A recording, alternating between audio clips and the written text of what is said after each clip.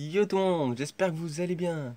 Alors aujourd'hui, je voulais faire une vidéo sur un thème qui me tenait à cœur et que j'ai nommé la pertinence de la pause et la gloire du tryhard.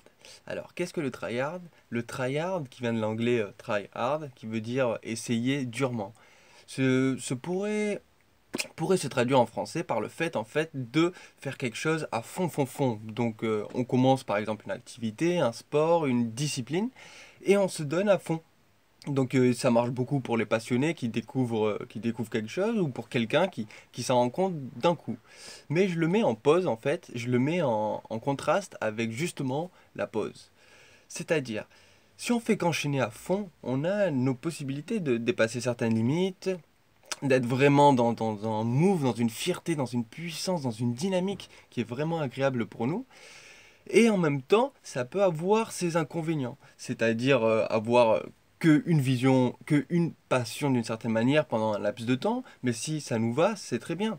Mais avec le temps, ça peut parfois être réduit, parce qu'il suffit en fait que la passion se réduise pour simplement que la pertinence de notre tryhard soit réduite.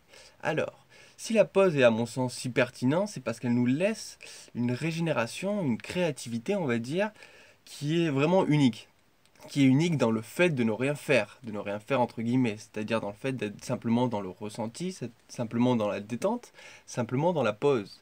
Donc enchaîner des saisons, on va dire, des combinaisons de moments de pause et des moments de tryhard est pour moi une des manières les plus fortes de prendre d'une certaine manière un pouvoir, un niveau sur les domaines qui nous plaisent.